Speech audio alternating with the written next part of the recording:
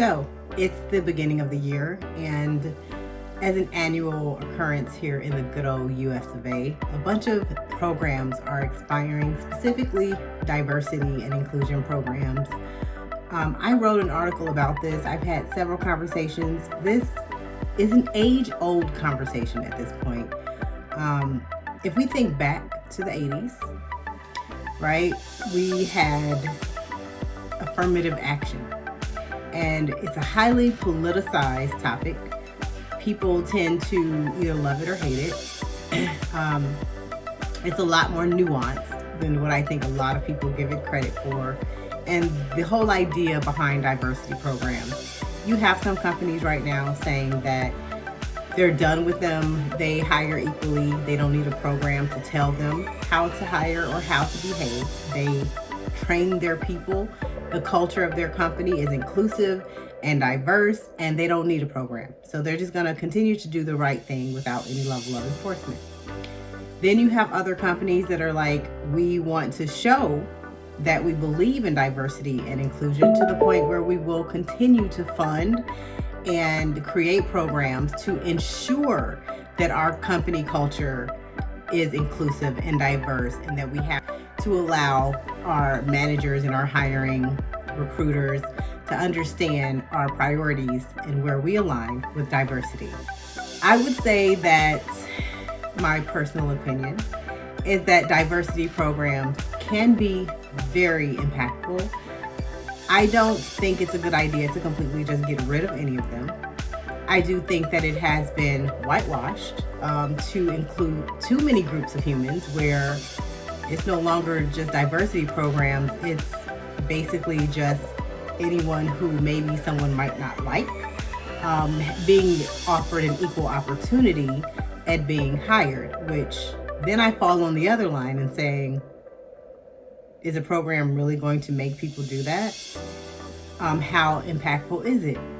But at the same token, we know that without them, then people tend to forget such aspirational goals and values, and perhaps in the day-to-day businesses and looking at the bottom line, it falls through the crack without some level of enforcement and accountability.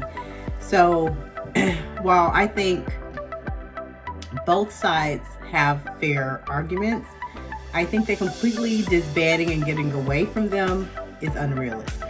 I mean,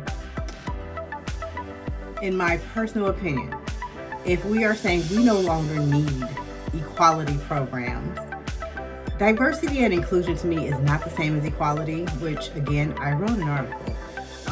But I think the diversity and inclusion is kind of where things got messed up. I'm sorry. I'm sorry.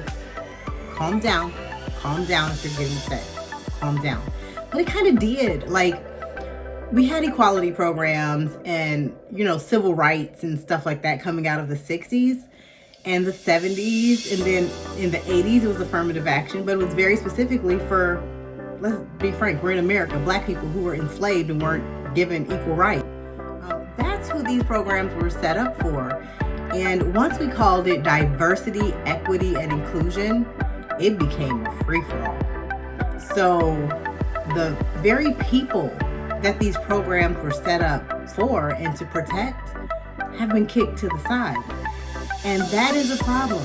Like that really is a problem. So what we did was we opened the door for people to say, this is too much, because it is too much. It is, quite frankly, it's too much. We're doing too much. This was not the intent and purpose of equality programs. We've gone too far. We've gone too far.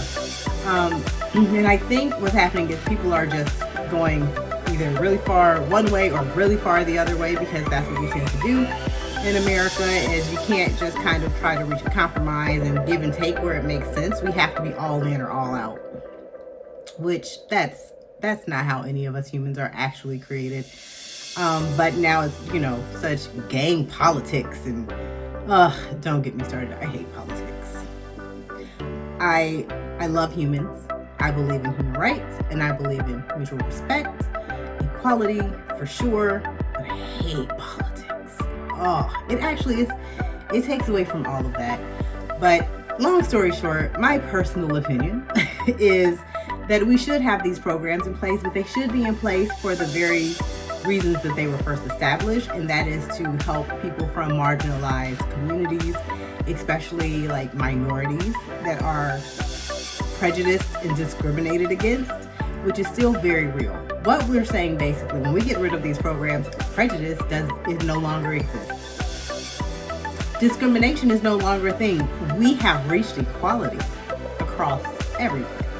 We've done it. We hire everyone based completely on merit all the time, and we believe that everyone has equal opportunity in this country and that we're all on an equal and level playing field. That's what we say when we say we don't need these programs anymore. And if you are one of those people that feels like, no, it should be fair, everything is fair. Now that I'm in Georgia, I feel like I can say this. Bless your heart. Bless your heart. That is a lovely utopian idea. And, maybe one day, somewhere, someplace, we'll get there. There's no country, to be even clear, where that is true. But it's a very aspirational thing. I know people say, Kim, you're being negative. I'm not. I really am not. I do believe that there are people in places, there's pockets, there's individuals, there's departments, there's people within companies who really, really do hire and believe these things and treat people fairly and equitably. However, as a country, as corporate America, as a place where we all live, work, and breathe, that is not.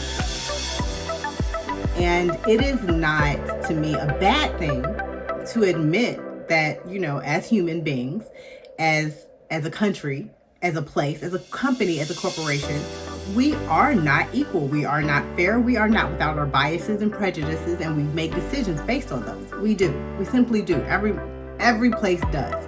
I'm not saying every individual, but every place collectively does. And it's something that we see all the time, right? Where people get very emotional, they get very passionate about this topic, and it's because we know it's not fair. Things are not equal. Things will never be completely equal, and we just have to say we acknowledge that, and we're going to set aside programs, and we're going to make some level of accountability to our company, our corporation, our department, our business, to show that we believe in it, and we're going to try our very best to show up in this way and have fair hiring practices, to be equitable, to even provide opportunities for those who maybe don't have the advantages of others, so that when they do interview, when they do have those conversations, they may not show up as good as that person. But, right, that's meritocracy. We want everything to be a meritocracy. Again, that's unrealistic. Sometimes you do have to give an opportunity to people who have the potential but have not realized that potential because they have not had the opportunity. So it takes a little bit more work. It takes a little bit of empathy. It takes a little bit of compassion. But that's where we are. That's where we always will be. And for those who actually care about equality and fairness and giving people an opportunity, that's what it looks like. No, it's not completely fair. It's not completely based on merit. But what is? Whatever will be. That's not realistic. And by trying to live in this pretend false illusion, all we're doing is we're setting ourselves back decades, millennia, into giving people opportunities that don't have them otherwise. So, again, calm down. Calm down, people, and just do the right thing. Again, just my personal opinion. I hope you enjoyed it.